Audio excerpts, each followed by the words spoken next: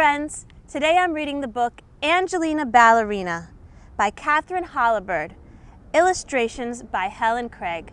My name is Jessica Wolland, and I hope you enjoy this story. More than anything else in the world, Angelina loved to dance. She danced all the time, and she danced everywhere. And often, she was so busy dancing that she forgot about the other things she was supposed to be doing.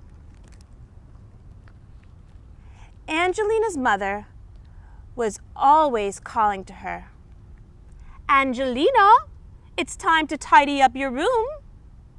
Or, "Please get ready for school now, Angelina."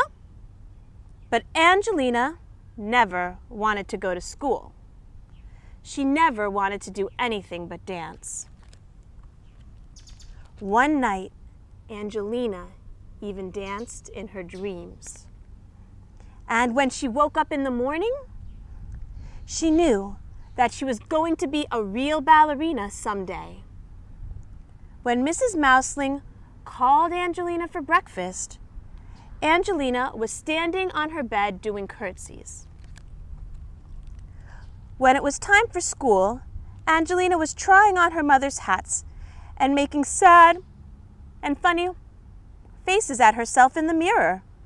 "You're going to be late again, Angelina," cried Mrs. Mouseling. But Angelina did not care. She skipped over rocks. She practiced high leaps over flower beds until she landed right in Miss Old Hodgepodge's pansies and got a terrible scolding. At playtime, she twirled and spun across the playground so fast that none of the little boys in her class could catch her, and they were all very annoyed. After school, she did a beautiful arabesque in the kitchen and knocked over a pitcher of milk and a plate of her mother's best cheddar cheese pies. "Oh, Angelina," her mother said, "your dancing is nothing but a nuisance," exclaimed her mother. She sent Angelina straight upstairs to her room and went to have a talk with Mr. Mouseling. Mrs. Mouseling shook her head and said, "I just don't know what to do about Angelina." Mr. Mouseling thought a while, and then he said, "I think I may have an idea." That same afternoon, Mr. and Mrs. Mouseling went out together before the shops closed. The next morning at breakfast, Angelina found a large box with her name on it. Inside the box was a pink ballet dress and a pair of pink ballet slippers. Angelina's father smiled at her kindly. "I think you are ready to take ballet lessons," he said.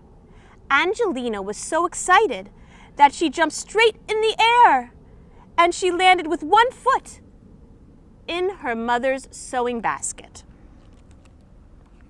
The very next day, Angelina took her slippers and her ballet dress and went to her first lesson at Miss Lily's ballet school. There were 9 other little girls in the class. They all practiced curtsies and pliés and ran around the room together just like fairies.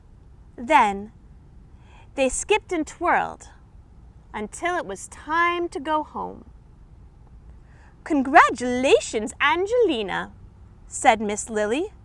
"You are a good little dancer. If you work hard, you may grow up to be a real ballerina one day."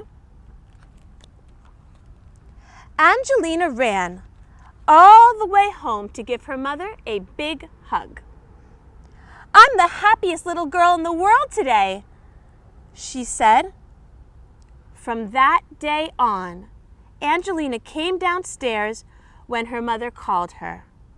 She tidied her room and she went to school on time. She helped her mother make cheddar cheese pies. She even let the boys catch her on the playground. Sometimes.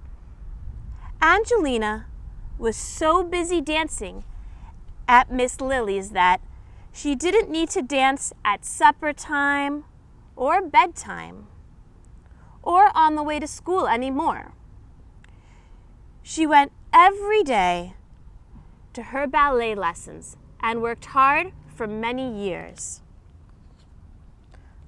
Until, at last, she became the famous ballerina, Mademoiselle Angelina, and people came from far and wide to enjoy her dancing.